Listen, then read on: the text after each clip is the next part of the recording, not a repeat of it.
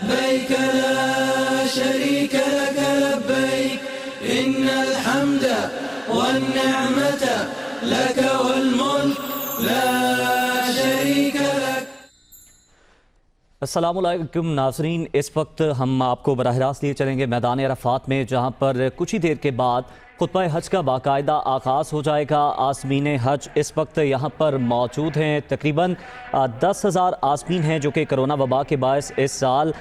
حج کی سعادت حاصل کر رہے ہیں۔ گزشتہ سال کی اگر ہم بات کریں تو تقریباً 25 لاکھ سے زائد افراد نے حج کی سعادت حاصل کی ہے۔ اس سال 10 زبانوں میں، جس میں اردو بھی شامل ہے، خطبہ حج کا ترجمہ براہ راست پیش کیا جا رہا ہے، جبکہ اگر گزشتہ سال کی بات کی جائے تو 5 زبانوں میں خطبہ حج کا ترجمہ نشر ہوا تھا۔ میدان عرفات میں عازمین حج موجود ہیں، کچھ ہی دیر کے بعد خطبہ حج کا آغاز ہو جائے گا۔ ڈاکٹر عبداللہ بن سلمان المنی خطبہ حج دیں گے۔ اس وقت ہمارے ساتھ اسٹوڈیوز میں موجود ہیں پروفیسر اشتیاق ریفی صاحب اور علامہ ابتسام الہی ظہیر صاحب۔ علامہ صاحب، سب سے پہلے آپ کی جانب آئیں گے، کچھ ہی دیر کے بعد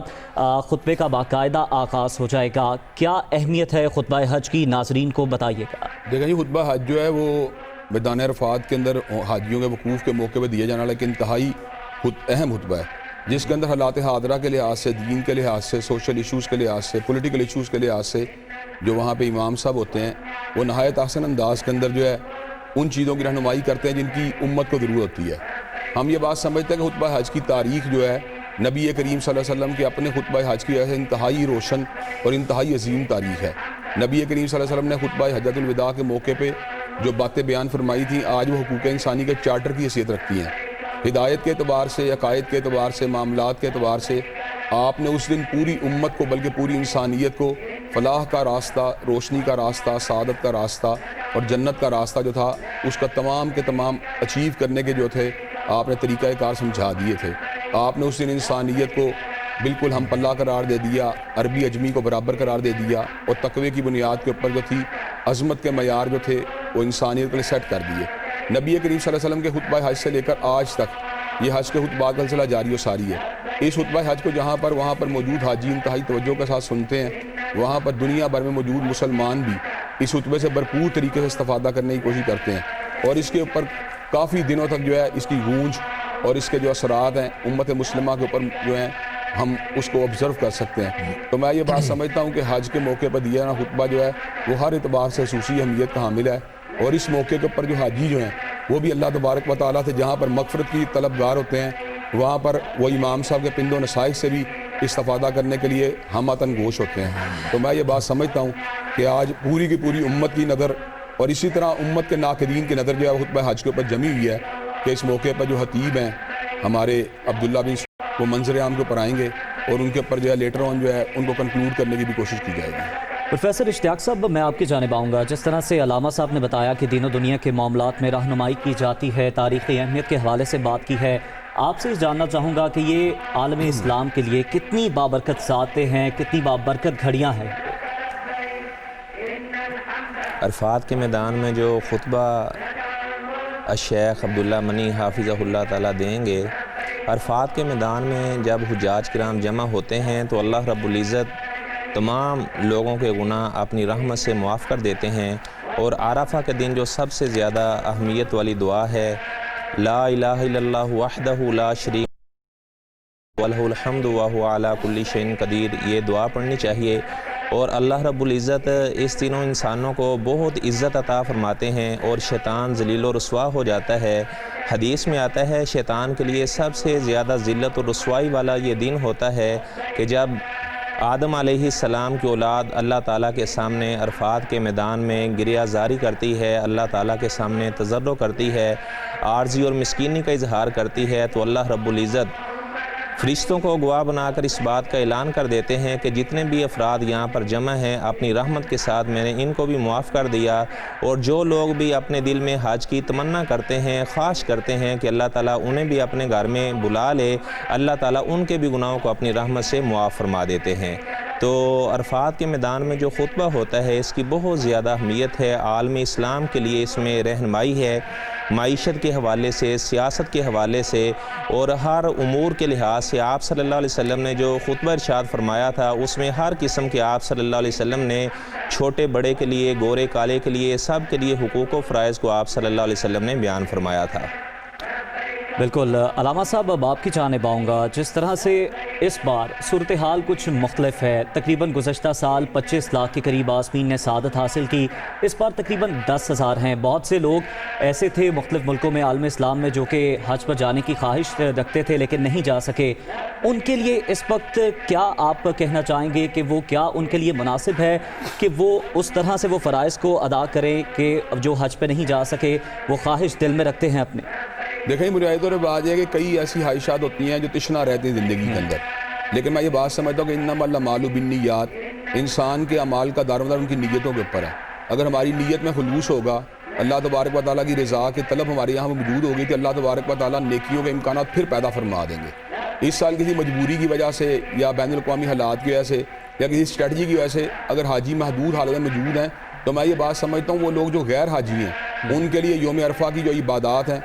لا الہ الا اللہ وحدہ لا شریک لہ لہ الملک و لہ الحمد وہو علی کل شیء قدیر، وہ کرنے کے مواقع موجود ہیں، تکبیر کرنے کے مواقع موجود ہیں، تحمید کرنے کے مواقع موجود ہیں۔ عشرہ ذی الحجہ کی بابرکت ساعتوں سے استفادے کے امکانات جو ہیں ابھی بھی روشن ہیں۔ یہ بات ٹھیک ہے کہ جو حاجیوں کو سعادت حاصل ہوتی ہے، جو برکات حاصل ہوتی ہیں، ان سے غیر حاجی مستفید نہیں ہو سکتے، لیکن جو انسانیت کی تخلیق کا بنیادی مقصد تھا وما خلقت الجن والانس الا لیعبدون، کہ اللہ تبارک و تعالیٰ نے انسانوں اور جنات کو اپنی بندگی اور عبادت کے لیے بنایا ہے، اس مقصد کا جو حصول ہے وہ آج بھی ہر مقام کے اوپر موجود ہے، اور انشاءاللہ اس کو اچیو کرنے کے لیے ہمیں اپنی توانائیاں جو ہیں انہیں ابھی بھی ڈپیوٹ کرنا چاہیے اور اللہ تبارک و تعالیٰ کی رضا کے حصول کے لیے جو ہے نا بالکل اپنے آپ کو فوکس رکھنا چاہیے۔ بالکل علامہ صاحب، آپ نے بڑی خوبصورت انداز میں روشنی ڈالی کہ کس طرح سے رضائے الہی حاصل کی جا سکتی ہے وہ جو اس سال حج پہ نہیں جا سکے۔ پروفیسر صاحب، آپ کی جانب آؤں گا، آپ کیا سمجھتے ہیں کہ جو مال حج کے لیے خرچ کیا جانا تھا، آپ سمجھتے ہیں کہ اس سال جو نہیں جا سکے حج پر وہ اس مال سے ان غریبوں کی، ناداروں کی، مفلسوں کی مدد کر دیں؟ یہ بھی ایک بڑا اہم فرض ہے۔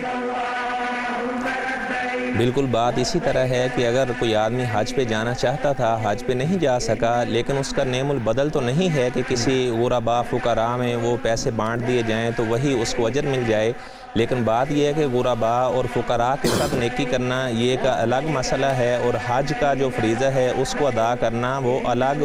اہمیت کا حامل ہے۔ حضرت عمر رضی اللہ تعالی عنہ نے تو فرمایا تھا کہ جو لوگ صاحب استطاعت ہیں حج پہ نہیں جاتے، حالانکہ اس وقت بھی مال فقراء غرباء میں بانٹا جا سکتا تھا۔ بعض لوگ یہ قربانی کے مسئلے پر بھی بات کرتے ہیں کہ یہ پیسے غرباء فقراء میں بانٹ دیے جائیں، تو یہ دونوں علیحدہ علیحدہ مسئلے ہیں۔ اس طرح حج ایک علیحدہ مالی عبادت ہے اور بدنی عبادت ہے، اور اگر یہاں پر صرف فقراء میں پیسے بانٹ دیے جائیں تو یہ صرف مالی عبادت ہوگی، یہ بدنی عبادت نہیں ہو سکتی۔ تو لیکن کیونکہ یہ کرونا وائرس کی وجہ سے لوگ حج پہ نہیں جا سکے، اگر وہ یہ نیکی کر دیتے ہیں، غرباء فقراء مساکین یتامہ میں، بیوہ عورتوں میں پیسے بانٹ دیتے ہیں اور ارادہ یہ رکھتے ہیں کہ یا اللہ جو پیسے ہم نے تیری راہ میں حج کے لیے خرچ کرنے تھے یہاں پر ہم نے بانٹ دیے ہیں، اور انشاءاللہ اللہ رب العزت ان کو بہت زیادہ صدقہ خیرات کرنے کا یعنی دگنا چگنا اللہ تعالیٰ اجر عطا فرمائے گا۔ بالکل اس کا دگنا اجر ہوگا۔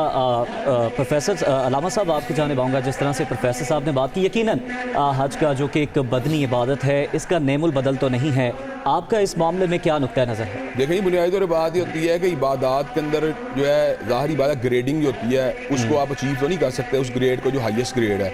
جو حج کا آپ کا ارادہ تھا وہ اگر پورا نہیں ہو سکا تو میں یہ بات سمجھتا ہوں آپ کو اپنے ارادے کو برقرار رکھتے ہوئے وقتی طور پر صدقہ خیرات کر کے، تکبیر تحمید کہہ کے، تلاوت قرآن جیت کر کے، دعائیں کر کے جو ہے نا اسے کمپنسیٹ کرنے کی کوشش کرنی چاہیے۔ انشاءاللہ جہاں پر آپ کی نیت کی وجہ سے اللہ تبارک و تعالیٰ آپ کو حج کا اجر و ثواب عطا فرمائیں گے، وہاں پر یہ کام کرنے کے بعد آپ کو مزید نیکیاں بھی حاصل ہوں گی۔ اور دوسری بات ہے اپنا جو آپ کی نیت ہے آپ اس کو برقرار رکھیں، اللہ تبارک و تعالیٰ آپ کو اگلے سال اس سے اگلے سال دوبارہ حج کا موقع عطا فرما دے گا، تو آپ اس موقع کے اوپر جو ہے نا دوبارہ حج کر لیں گے۔ یہ چونکہ سارے کے سارے معاملات ایمرجنسی میں ہو رہے ہیں، اضطراری حالت میں ہو رہے ہیں، اس لیے ان کے احکامات جو ہیں ان کے اندر غرباء مساکین اور یتامہ میں دینے میں کوئی قباحت نظر نہیں آ رہی۔ ہاں اگر آپ یہ بات کریں کہ آپ نے حج کا ارادہ کیا ہے اور آپ کا وسائل بھی موجود ہیں اور کوئی رکاوٹ بھی نہیں، تو اس وقت آپ کو اگر یہ مشورہ دیا جائے تو آپ یہ رقم یتامہ مساکین میں تقسیم کر دیں، تو اس موقع پہ یہ بات کہی جائے کہ نہیں یہ بدل نہیں ہو سکتا، بلکہ آپ کو ہر طرح حج ہی کرنا چاہیے۔ لیکن چونکہ آپ کو اس بات سے روک دیا گیا ہے، وسائل موجود ہیں، تو آپ کو قربانی کرتے ہوئے، غریبوں یتیموں مساکین کی ہمدردی کا اختیار کرتے ہوئے، صدقہ خیرات کرتے ہوئے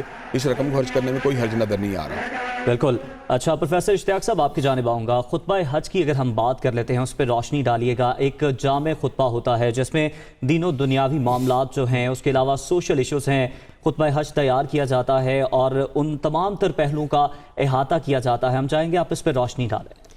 جی، آپ صلی اللہ علیہ وسلم نے جب حجۃ الوداع کے موقع پروفیسر صاحب آپ ہمارے ساتھ ہی موجود رہیے گا۔ اس وقت خطبہ حج کا آغاز ہو گیا ہے۔ ڈاکٹر عبداللہ بن سلمان المنی خطبہ حج دے رہے ہیں۔ العفو الغفار العزیز الجبار مصرف انواع الاقدار ليمتاز الاخيار عن الاشرار تفضل على العباد بالنعم الغزار والخير الدرار ويتخلل ذلك بعض المصائب غفار وأشهد أن لا إله إلا الله وحده لا شريك له۔ امام صاحب نے اس موقع کے اوپر جو ہے اللہ تبارک و تعالیٰ کی تعریف اور توصیف کرنے کے بعد اور اس کی صفات کے لحاظ سے اس کی اللہ تبارک و تعالیٰ کی تقدیس اور حمد کرنے کے ساتھ ساتھ یہ بات جو ہے نا، اس نے یہ بات بھی کہی ہے کہ اللہ تبارک و تعالیٰ، وہ اس بات کی شہادت دیتے ہیں کہ اللہ تبارک و تعالیٰ کے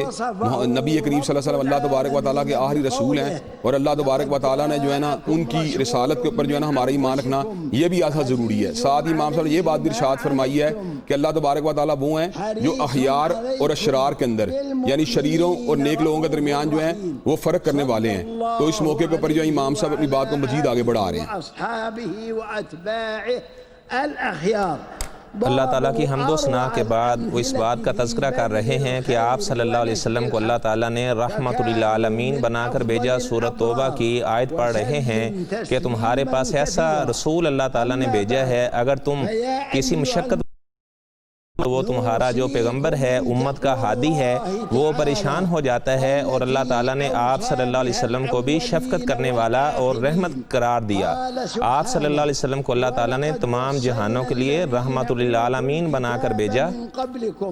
اس موقع پر امام صاحب اس بات کا ذکر کر رہے ہیں کہ جہاں پر حضرت رسول اللہ صلی اللہ علیہ وسلم کی ذات اقدس کے اوپر درود و سلام کی برکھا برسے گی، وہاں پر ان لوگوں کے اوپر بھی اللہ تبارک و تعالیٰ کا فضل رحمت جو ہے قیامت تک جاری رہے گا جنہوں نے صحیح معنوں میں آپ کی پیروی کرنے کی کوشش کی ہے۔ اس کے ساتھ ساتھ امام صاحب نے اس موقع کے اوپر جو ہے حسب سابق جس طرح ائمہ یہ بات کہتے رہے، انہوں نے سب سے پہلے اہم ترین نقطے یعنی تقوی کی اہمیت کو اجاگر کرنا شروع کی ہے، اور یہ بات کہی ہے کہ تم لوگوں کو تقوی کی وصیت کی جاتی ہے، جیسا کہ اللہ تبارک و تعالیٰ نے کلام حمید میں خود اس امر کا اعلان فرمایا ہے کہ ہم تمہیں وصیت کرتے ہیں اور تم سے پہلے ان لوگوں کو وصیت کرتے ہیں کہ جن کو کتاب دی گئی تھی کہ وہ تقوی کو اختیار کریں، تم بھی تقوی کو اختیار کرو اور وہ لوگ بھی تقوی کو اختیار کریں۔ تقوی بنیادی طور پر اللہ تبارک و تعالیٰ کی حیثیت کو اختیار کرتے ہوئے گناہوں سے بچاؤ کا نام ہے، تو ہر حج کے موقع پر خصوصیت سے تقوی کی اہمیت کو یعنی گناہوں سے اجتناب کی اہمیت کو اجاگر کیا جاتا ہے، اور امام صاحب سب سے پہلے اسی نقطے کو جو ہائی لائٹ کر رہے ہیں۔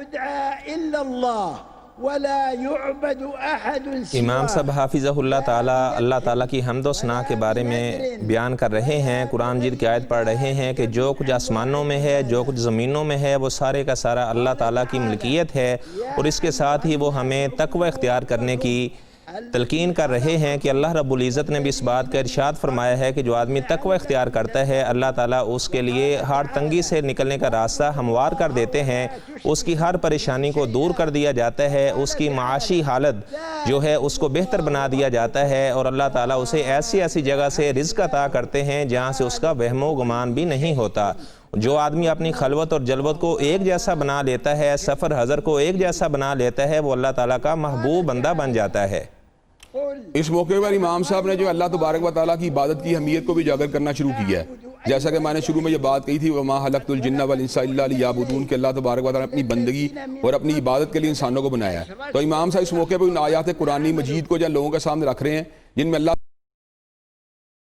تبارک و تعالیٰ کی بات کرو جس نے تمہیں ہی پیدا کیا ہے اور تم سے پہلے لوگوں بھی پیدا کیا ہے، اور ساتھ ہی اس بات کا بھی ذکر کر رہے ہیں کہ وَاعْبُدُوا اللَّهَ، اللہ تعالیٰ کی بات کرو، وَلَا تُشْرِكُوا بِهِ شَيْئًا، اور اس کے ساتھ کسی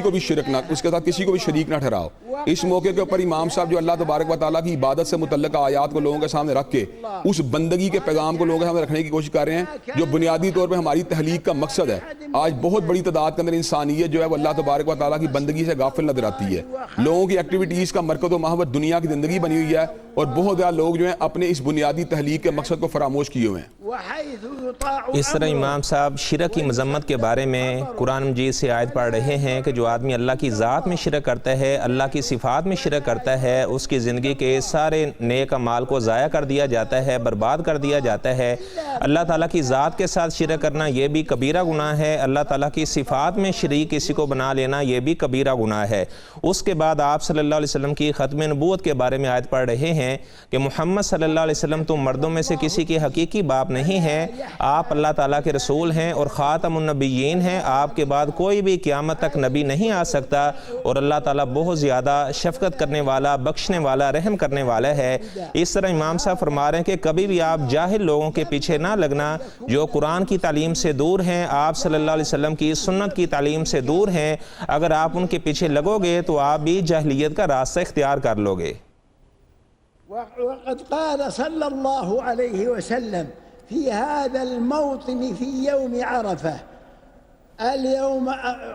قال صلى الله عليه وسلم قول الله تعالى اليوم اس موقع کے اوپر امام صاحب تکمیل دین کا بھی ذکر کر رہے ہیں اور یہ بات فرما رہے ہیں کہ اللہ تبارک و تعالیٰ نے ہر اعتبار سے دین کو کامل و مکمل کر دیا ہے، اور عرفات ہی کے موقع کے اوپر اللہ تبارک و تعالیٰ نے شاید کا نزول فرمایا تھا کہ الیوم اکملت لکم دینکم واتممت علیکم نعمتی ورضیت لکم الاسلام دینا، کہ آج کے دن ہم نے تمہارے دین کو مکمل کر دیا ہے، نعمتوں کو تمام کر دیا ہے اور دین اسلام کو مکمل کر دیا ہے۔ در حقیقت امام صاحب اس بات کا اشارہ فرما رہے ہیں کہ انسان اگر آج رہنمائی حاصل کرنا چاہتا ہے تو دین میں کسی قسم کی کوئی بھی تشنگی، کسی بھی قسم کی کوئی بھی کمی اور کسی بھی قسم کا کوئی بھی فلاح موجود نہیں ہے۔ چنانچہ انسانوں کو دین حنیف سے رہنمائی حاصل کرنے کے لیے کتاب اللہ، سنت نبوی شریعت تمسک کو اختیار کر لینا چاہیے۔ بعض لوگ ہیں ان معاملات کے اندر جو ہے نا مختلف طرح کے تحیلات کا شکار ہو جاتے ہیں، وہ سمجھتے ہیں شاید دین کے اندر بعض ایسے معاملات موجود ہیں یا بعض ایسی انسانی زندگی فیکلٹیز موجود ہیں جن کے بارے میں دین شاید رہنمائی نہیں کرتا۔ امام صاحب شکوک و شبہات کا ادالہ کر رہے ہیں کہ اللہ تبارک دین کو کامل اور مکمل کر دیا ہے اور ہر اعتبار سے اس میں انسانوں کی فلاح و بہبود کے تمام لوازمات کو جمع کر دیا ہے۔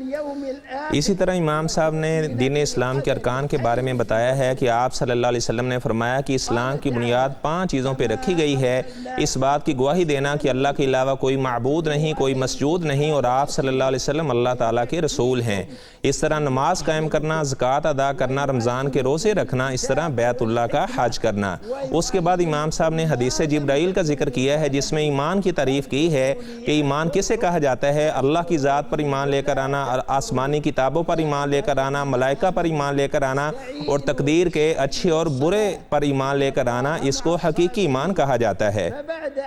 اس موقع پہ امام صاحب نے سورہ بقرہ کے اس حصے کو تلاوت کرنا شروع کیا ہے جہاں پہ اس بات کا اللہ تبارک و تعالیٰ اپنے کئی احسانات کا ذکر کر کے انسانوں کو اپنی بندگی اور اپنی عبادت، اپنے ذکر کی تلقین کی ہے۔ اللہ تبارک و تعالیٰ اپنے احسان عظیم کا ذکر فرماتے ہیں کہ جیسا کہ ہم نے آپ کے اندر ایک رسول کو مبعوث فرمایا جنہوں نے آپ کے سامنے اللہ تبارک و تعالیٰ کی آیات کی تلاوت کی اور آپ کے سامنے حکمت کو بیان کیا اور آپ کو ان چیزوں کی تعلیم دی جن چیزوں سے آپ غافل تھے۔ زمانہ جاہلیت کے لوگوں کو کسی بات کا علم نہیں تھا، اندھیرے اجالے کا پیغام، شرک و توحید کے درمیان تفریق کرنے کی صلاحیت اور یہ تمام چیزیں جو تھی در حقیقت حضرت رسول اللہ صلی اللہ علیہ وسلم کی تعلیمات کی روشنی کے اندر ان کو حاصل ہوئی۔ اس موقع پہ امام صاحب یہ بھی فرماتے ہیں کہ اللہ تبارک و تعالیٰ ان نعمتوں کے بیان کے بعد یہ بات فرماتے ہیں کہ تم میرا ذکر کرو میں تمہارا ذکر کروں گا۔ یعنی اللہ تبارک و تعالیٰ انسانوں پہ کتنا بڑا کرم فرمائیں گے کہ انسان جب اللہ تبارک و تعالیٰ کا ذکر کرے گا تو اللہ تبارک و تعالیٰ اس کا ذکر کرنا شروع ہو جائیں گے۔ دنیا میں کوئی انسان بڑے رتبے والا اگر انسان کا ذکر کرے تو انسان میں بڑی طمانینت محسوس کرتا ہے، لیکن اس شخص کے شرف کا کیفیت کیا ہوگی، اس شخص کی عظمت کا عالم کیا ہوگا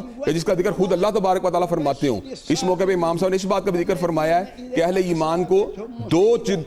راستوں کے ذریعے 2 تدابیر کو اختیار کرتے اللہ تبارک و تعالیٰ کی مدد کو طلب کرنا چاہیے۔ یقیناً وہ یہ بات کرونا وائرس کے تناظر کے اندر بھی کہہ رہے ہیں کہ آج انسانیت دکھی ہے، انسانیت پریشان ہے، انسانیت راستے کو تلاش کر رہی ہے، تو ان کا 2 راستے موجود ہیں، ایک صبر کا راستہ ہے، استقامت کا راستہ ہے، اور دوسرا راستہ جو ہے نماز کا راستہ ہے۔ انسانوں کو اللہ تعالیٰ سے تعلق کو بھی استوار کرنا چاہیے اور اس کی تقدیر کو صبر بھی کرنا چاہیے، اللہ یقیناً ان کی مدد فرما دے گا۔ وهو مؤمن فرماتے ہیں ایمان والے آدمی کا یہ خاصہ ہوتا ہے، وہ ہر وقت اپنی زبان کو اللہ کے ذکر سے تر رکھتا ہے اور وہ پریشانی آنے پر صبر کرتا ہے، اور اللہ رب العزت نے صبر کرنے والوں کو بشارت دی ہے، اور اللہ تعالیٰ نے اہل تقوی کا وصف ذکر کیا ہے کہ وہ تنگ دستی کے اندر بھی صبر کرتے ہیں، اور ایسے لوگ ہی حقیقت میں تقوی اختیار کرنے والے ہیں۔ اس کے بعد سورۃ بقرہ کی آیت انہوں نے پڑھی ہے کہ اللہ تبارک و تعالیٰ فرماتے کہ ہم تم کو ضرور آزمائیں گے، کبھی مال کے ذریعے سے، کبھی اولادوں میں کمی کر کے، کبھی پھلوں میں کمی کر کے، کبھی بیماری کے ذریعے سے، اور جو آدمی صبر کا مظاہرہ کرے گا اللہ تعالیٰ نے ایسے آدمی کو ہدایت یافتہ بھی قرار دیا ہے، اور اللہ تعالیٰ نے ایسے آدمی کو جنات کی بشارت بھی عطا کی ہے۔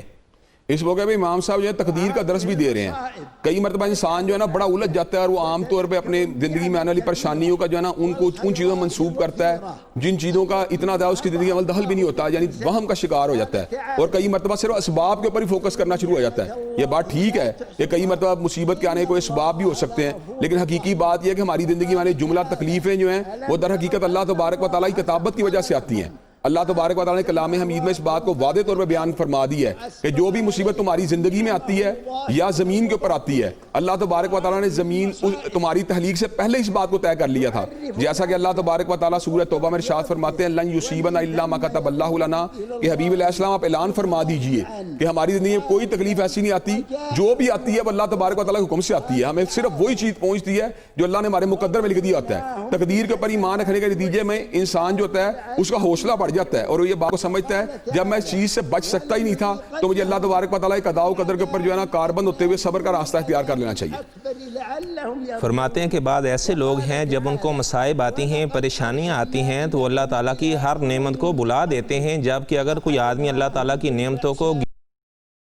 ہے تو اللہ کی نعمتوں کو شمار نہیں کر سکتا۔ اگر کوئی آدمی اللہ کی نعمتوں کا اندازہ لگانا چاہتا ہے تو اپنے بدن پر غور کر لے اللہ تعالیٰ نے اسے کتنی نعمتوں سے نوازا ہے۔ اگر پریشانی آتی ہے، مصیبت آتی ہے تو پھر صبر کرنا چاہیے، نہ کہ اللہ تعالیٰ کی نعمتوں کو بلا دینا چاہیے۔ اس طرح قرآن مجید کی آیت پڑھ رہے ہیں، اللہ تعالیٰ فرماتے ہیں کہ ہم تم کو حسنات کے ذریعے اور سیئات کے ذریعے سے بھی آزمائیں گے تاکہ لوگ پلٹ آئیں۔ اللہ تبارک و تعالیٰ فرماتے ہیں وَلَنُذِيقَنَّهُم مِّنَ الْعَذَابِ الْأَدْنَىٰ، ہم آخرت کے عذاب سے پہلے بھی لوگوں کو عذاب میں مبتلا کرتے ہیں تاکہ وہ گناہوں سے باز آ جائیں، رک جائیں، تاکہ اللہ تعالیٰ کے وہ متقی آدمی بن سکے، متقی انسان بن سکے۔ اس موقع میں ہم اس بات کا بھی ذکر کر رہے ہیں کہ اللہ تبارک و تعالیٰ نے آج سے پہلے لوگوں کو بھی تکلیفوں میں مبتلا کیا، اور اس تکلیف کا بنیادی مقصد یہ تھا کہ وہ اللہ کی بارگاہ میں آگے گڑ گڑائیں، تضرع کو اختیار کریں، یعنی اس کے نتیجے کے اندر وہ اللہ تبارک و تعالیٰ کے رجوع کریں۔ جب مصائب آتے ہیں تو عام طور پہ انسان جو ہوتا ہے وحشت کا شکار ہو کے کئی مرتبہ اپنے خالق و مالک کو یکسر فراموش کر دیتا ہے، نتیجتاً اس کی پریشانی جو ہوتا ہے کئی گنا بڑھ جاتی ہے، اس کی پریشانی میں بہت زیادہ اضافہ ہو جاتا ہے۔ اگر ایسے حال میں تضرع کو اختیار کرے، گڑ گڑاہٹ کو اختیار کرے تو اللہ تبارک و تعالیٰ اس کے لیے پناہ کے راستے کو، ایگزٹ پوائنٹ کو کھول دیتے ہیں۔ یہاں پر امام صاحب نے اس بات کا بھی ذکر کیا ہے کہ اے جمیع انسانیت انتم الفقراء الی اللہ، تم سارے کے سارے اللہ تبارک و تعالیٰ کی بارگاہ کے فقیر ہو، اور اللہ تبارک و تعالیٰ جو ہے غنی ہے اور انتہائی زیادہ تعریف والے ہیں، یعنی انسانوں کو اللہ تبارک و تعالیٰ کی بارگاہ گڑ گڑانا چاہیے، اس سے مدد کو طلب کرنا چاہیے۔ جب انسان اللہ تبارک و تعالیٰ کی بارگاہ میں مدد کو طلب کرتا ہے تو اللہ تبارک و تعالیٰ اس کے جملہ مصائب کو دور فرما دیتے ہیں۔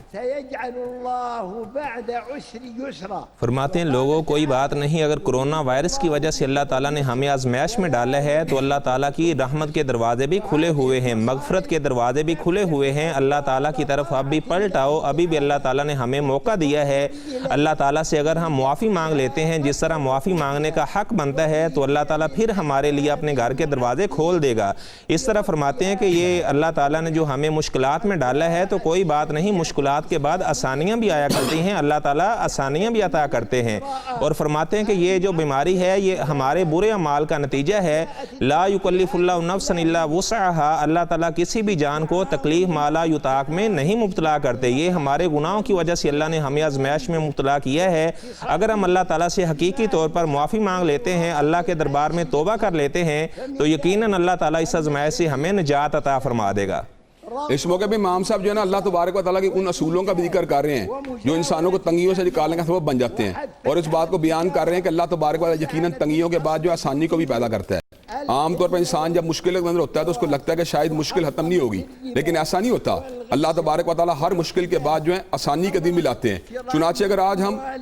تنگی کے دن گزار رہے ہیں, آج ہم کورونا وائرس کی وبا کا شکار ہیں, آج ہم پریشانی کا شکار ہیں, تو ہمیں اس بات سے پر امید رہنا چاہیے کہ اللہ خالق کائنات جو ہیں وہ ہمارے ایام کو بدلیں گے. انشاءاللہ ہماری تنگیوں کو دور کرنے کے بعد ہماری زندگی کے اندر آسانیوں کو بھی لے کے آئیں گے. اس موقع پہ یہ بات ارشاد فرماتا ہے یرید اللہ بکم اليسر, کہ اللہ تبارک و تعالیٰ در حقیقت تم سے آسانی چاہتا ہے, تمہیں تنگی نہیں چاہتا. جب اللہ تبارک و تعالیٰ کسی قوم کو کوئی تکلیف میں مبتلا کرتے ہیں اور خاص طور پہ اہل ایمان تکلیف کے اندر مبتلا ہوتے ہیں, در حقیقت ان کو عذاب نہیں دیا جا رہا ہوتا بلکہ ان کو مہذب بنایا جا رہا ہوتا ہے, اور ان کو چاہیے کہ اللہ تبارک و تعالیٰ کی طرف سے آنے والی تکالیف کو ہندا پشانی سے برداشت بھی کریں, اچھے دنوں کی امید بھی رکھیں, اور اللہ تبارک و تعالیٰ اپنے تعلقات کو مضبوط بھی کریں.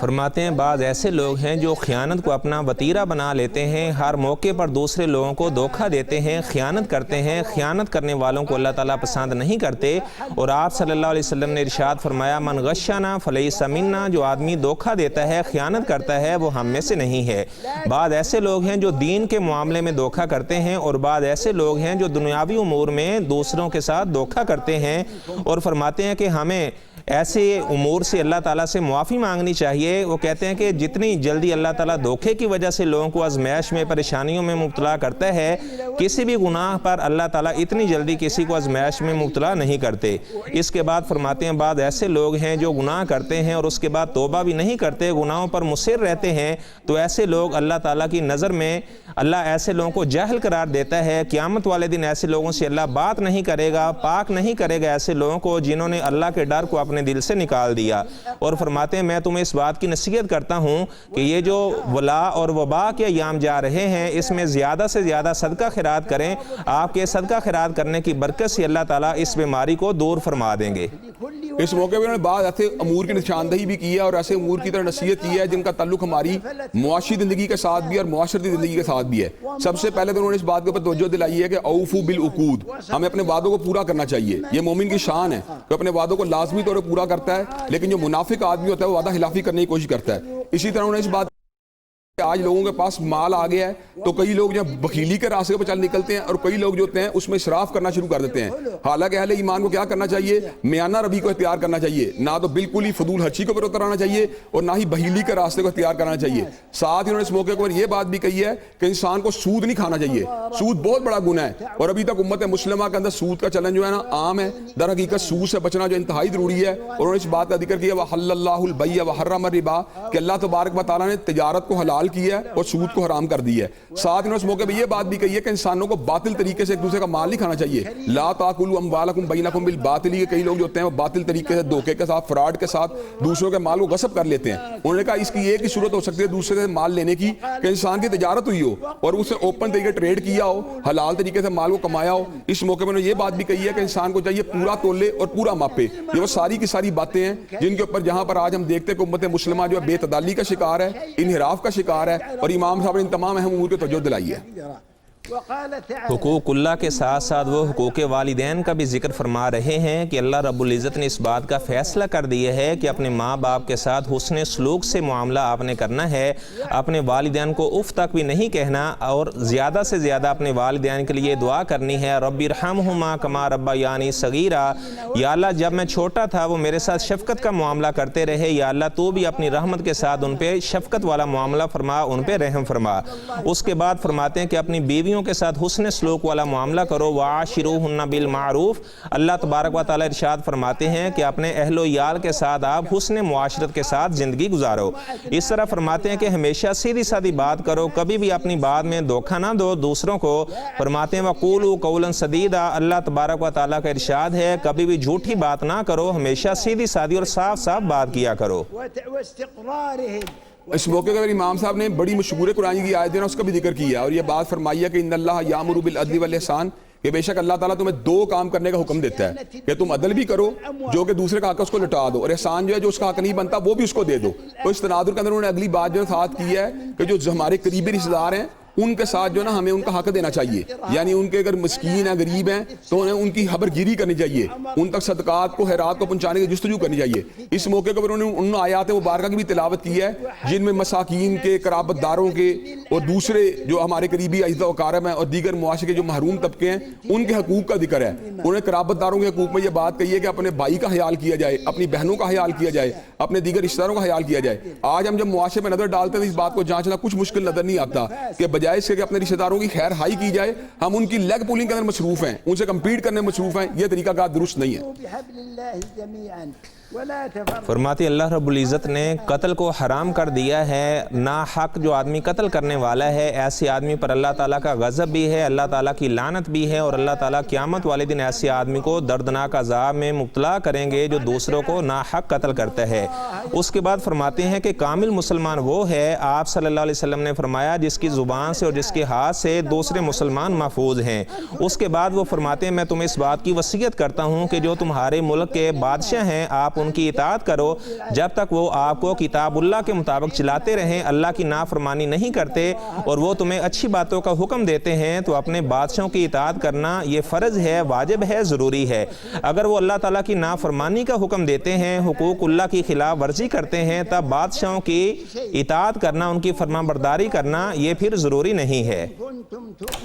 اس موقع میں امام صاحب نے اس بات کا ذکر کیا ہے کہ انسانوں کو چاہیے کہ جو مسلمان جو فرقہ بندی کا شکار ہو چکے ہیں انہیں سب کو مل جل کے اللہ تبارک و تعالیٰ کی رسی کو مضبوطی کا تھام لینا چاہیے اور ولا تفرقوا کے پر عمل کرنا چاہیے. اور ساتھ انہوں نے اس بات کا بھی ذکر کیا کہ اہل ایمان کی شان یہ ہوتی ہے کہ وہ اپنے ایمان کو ظلم کے اندر جو ہے نا اس کو اندر ظلم کی آمیزش نہیں کرتے. ظلم سے مراد یہاں پر شرک ہے. جب انسان اپنے ایمان میں شرک کی آمیزش نہیں کرتا تو اللہ تبارک و تعالیٰ اس کو امن بھی عطا فرما دیتے ہیں اور اس کو ہدایت کے راستے پہ چلا دیتے ہیں. اس موقع میں امام صاحب نے اس بات کا بھی ذکر کیا ہے کہ اللہ تبارک و تعالیٰ تمہیں اس بات کا حکم دیتا ہے کہ ایمان تو ان کے اہل کی طرف پلٹا دو. آج ہم اس بات کا بڑا اس عظام سے مشاہدہ کر سکتے ہیں کہ ہر موقع کے اوپر میرٹ کی وائلیشن موجود ہے. لوگ جو ہوتے ہیں ایمانتوں کے حقداروں تک ان کی ایمانت کو نہیں پہنچا رہے, جو ڈیزرو کرتا ہے ان تک ان کے حق کو ڈیلیور نہیں کر رہے. اس موقع پہ امام صاحب نے 3 اطاعتوں کا ذکر کیا ہے. سب سے پہلے اللہ کی اطاعت, اس کے بعد حضرت رسول اللہ صلی اللہ علیہ وسلم کی اطاعت, اس کے بعد اہل علم یا حکام کی اطاعت. اور ساتھ امام صاحب اس بات کا ذکر فرماتے ہیں فَإِن تَنَازَعْتُمْ فِي شَيْءٍ فَرُدُّوهُ إِلَى اللَّهِ وَالرَّسُولِ. اگر تمہارے کوئی تنازع پیدا ہو جائے اور تمہیں کسی بات میں کوئی اختلاف پیدا ہو جائے تو ہمیں اللہ اور اس کے رسول کے واپس پلٹ آنا چاہیے. کتاب و سنت جو ہے اس کے اوپر جو ہے نا ہمارے تمام کے تمام تنازعات کو پیش کر کے اپنے تمام کنفلکٹس کو ریزالو کر لینا چاہیے.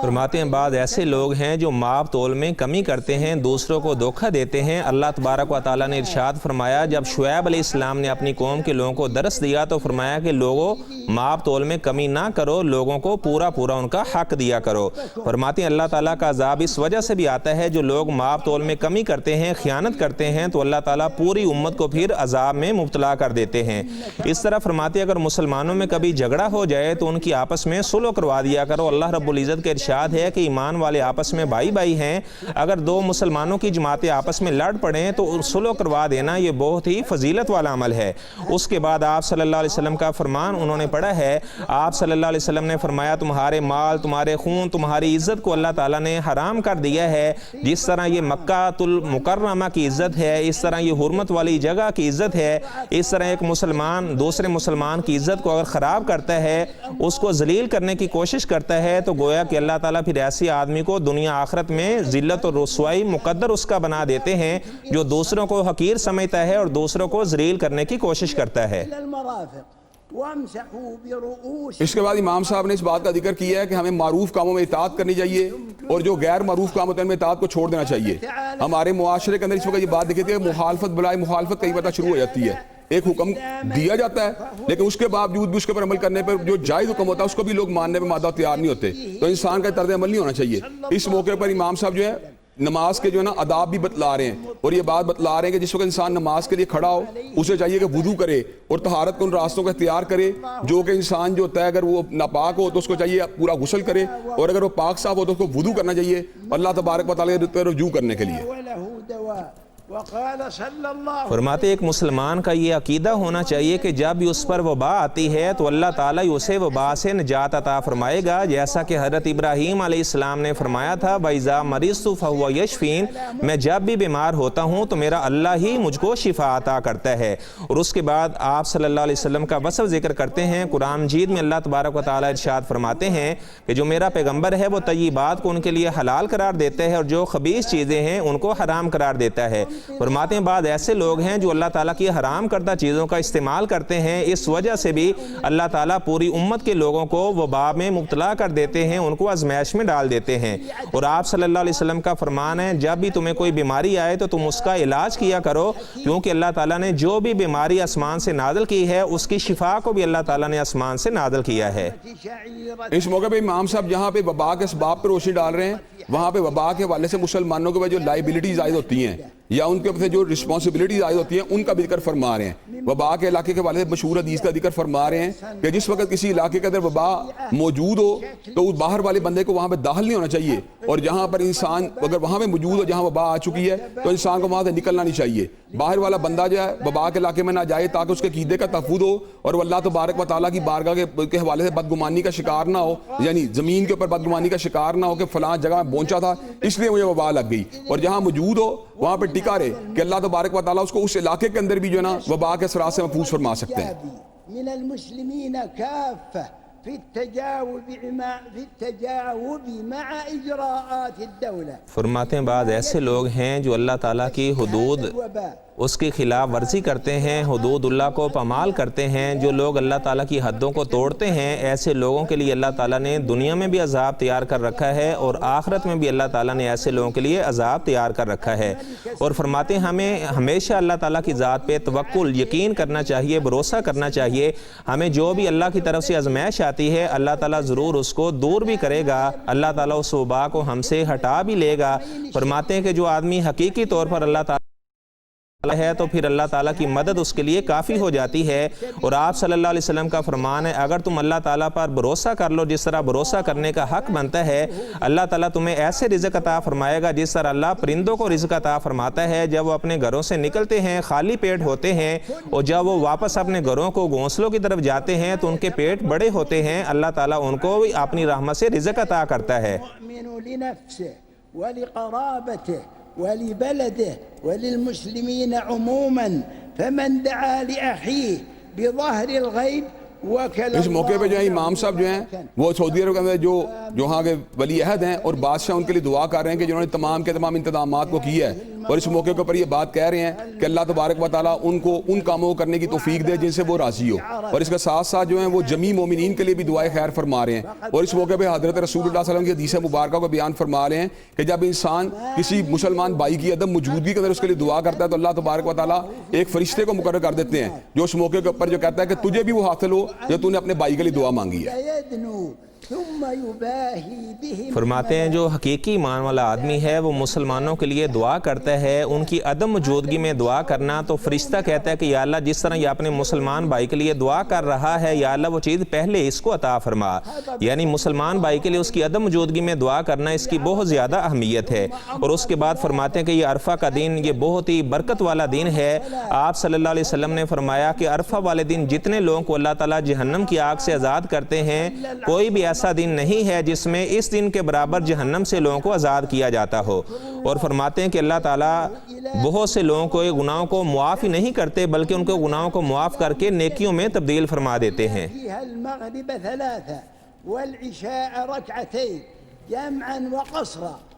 اس موقع پہ جو امام صاحب جو ہیں وہ حج کے موقع کے اوپر جو خاص طور پر عرفات کے اندر ہماری ذمہ داری بنتی ہے اس کو جو ہے نا وہ ہمارے وعدے فرما رہے ہیں کہ ہمیں 2 رکعت اس موقع کے اوپر جو ہے نا ظہر کی نماز کو ہم ادا کریں گے اور 2 رکعتیں ہی ہم عصر کی نماز کو ادا کریں گے، قصر کر کے اور جمع کر کے۔ وہ جو تمام کے تمام جو مناسک آنے والے مناسک ہیں ان سے لوگوں کو آگاہ کر رہے ہیں تاکہ وہ حج کے صحیح طریقے سے اس کو اڈاپٹ کر سکیں جو سنت نبی شریعت ثابت ہے۔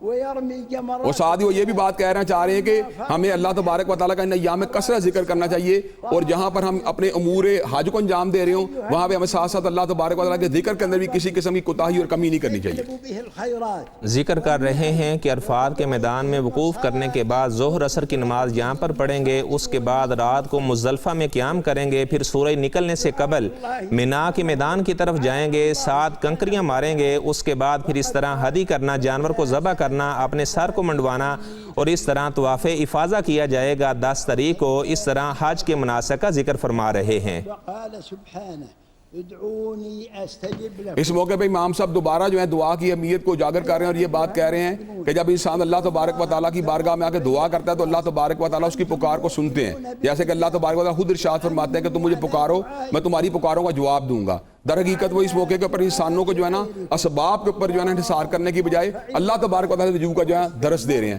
مادی اسباب کی اہمیت کو بھی اجاگر کر رہے ہیں کہ علاج کرنا چاہیے، وبا کے علاقوں کے اندر جو ہے نا استقرار کرنا چاہیے، اور جو بندہ باہر ہو اس کو اندر نہیں جانا چاہیے، لیکن اس کے ساتھ ساتھ اہم ترین تدبیر یہ ہے کہ اللہ تبارک و تعالیٰ کی بارگاہ میں دعا مانگنی چاہیے۔ جب انسان دعا مانگے گا تو اللہ تبارک و تعالیٰ لازم ان کی دعا کو قبول و منظور فرمائیں گے۔ واغنهم بفضلك اللهم ازرع المحبة. دعا کی اہمیت کے بارے میں بتا رہے ہیں کہ دعا جو ہے یہی عبادت کا مغز ہے، اور اللہ تعالیٰ ایسے لوگوں سے خوش ہوتے ہیں جو اللہ تعالیٰ سے دعا کرتے ہیں، اور جو آدمی اللہ سے دعا نہیں کرتا اللہ تعالیٰ اس سے ناراض ہوتے ہیں۔ فرماتے ہیں کہ لوگوں سے اگر سوال کیا جائے تو لوگ ناراض ہوتے ہیں، جب اللہ سے سوال کیا جاتا ہے تو اللہ تعالیٰ خوش ہوتے ہیں۔ اور فرماتے ہیں جب بھی تم اللہ تعالیٰ سے دعا کرو تمہیں اس بات کا یقین ہونا چاہیے کہ میرا اللہ ضرور بھی ضرور میری دعا کو قبول کرے گا۔ اور بعض لوگ ایسے ہیں جو دعا کرتے ہیں اور ان کو اس بات کا یقین نہیں ہوتا کہ اللہ میری دعا کو قبول بھی کرے گا یا نہیں کرے گا۔ جب بھی دعا کریں اس بات کا توکل ہو، یقین ہو کہ اللہ تعالیٰ ضرور بھی ضرور میری دعا کو قبول فرمائے گا۔ له بنجله الأمين المأمول الأمير محمد بن سلمان. یہاں پہ پھر وہ دوبارہ ان حکام کے لیے دعا کر رہے ہیں جنہوں نے ان اضطراری حالات کے اندر بھی، ان مشکل حالات کے اندر بھی حج کے اور حج معطل اور موقوف نہیں ہوا۔ حج کی تعطیل جو تھی اس موقع پہ امت مسلمہ کے لیے انتہائی دکھ و صدمے کا باعث ہو سکتی تھی، لیکن انہوں نے اس موقع کے اوپر جو ہے نا وہ بڑی تدبیر سے کام لیا، اور ساتھ ہی وہ یہ باقی دعا کریں کہ اللہ تبارک و تعالیٰ ان کو ان کام کرنے کی توفیق دے جن کاموں سے خود وہ راضی ہو۔ اور ساتھ ہی یہ بات کہنا چاہ رہے ہیں کہ ہمیں چاہیے کہ ہم اللہ تبارک و تعالیٰ کی کثرت سے یاد کریں، ہم جب اللہ تعالیٰ کو یاد کریں گے تو وہ ہمیں یاد کرے گا۔ والحمد لله. پوری امت مسلمہ کے لیے دعا کر رہے ہیں، یا اللہ دنیا کے کونے کونے میں جہاں بھی مسلمان بیمار ہیں سب کو اپنی رحمت سے شفا عطا فرما۔ یا اللہ جن کو جسمانی بیماریاں لگی ہیں، روحانی بیماریاں لگی ہیں، یا اللہ تمام کو موذی امراض سے شفا عطا فرما۔ اس کے ساتھ ہی انہوں نے اللہ تبارک و تعالیٰ کے انبیاء کے اوپر جو ہے سلام بھیجا ہے، قرآن کی آیت پڑھی ہے، اور اللہ تبارک و تعالیٰ کی جملہ تعریفوں کو ادا کر کے اپنے خطبے کو جو ہے انہوں نے وائنڈ اپ کر دیا۔ اللہ اکبر اللہ اکبر اللہ اکبر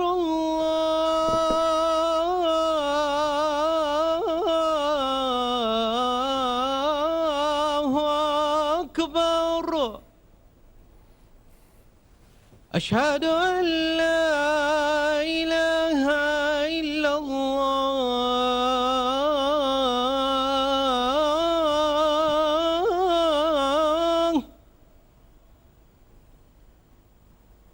اشہد ان لا الہ الا اللہ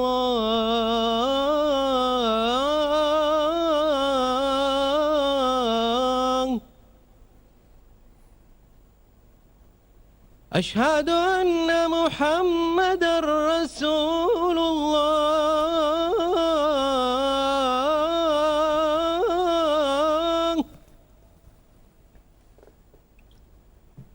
اشہد ان محمد رسول اللہ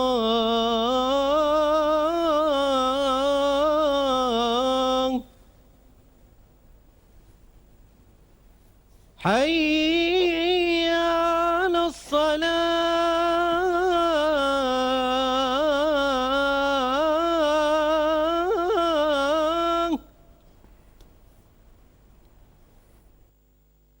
حي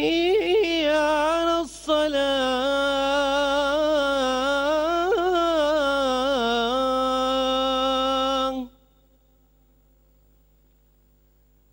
حي على الفلاح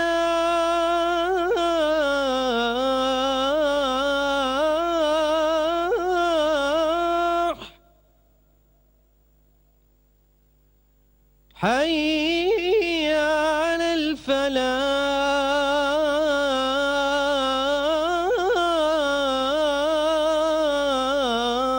الفلاح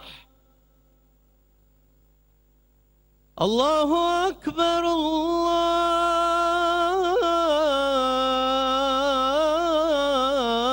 الله أكبر لا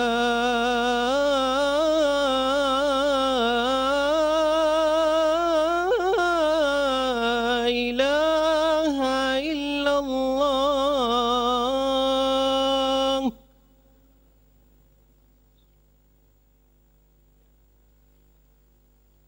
الله أكبر الله أكبر أشهد أن لا إله إلا الله أشهد أن محمدا رسول الله حي على الصلاة حي على الفلاح قد قامت الصلاة قد قامت الصلاة الله أكبر الله أكبر لا إله إلا الله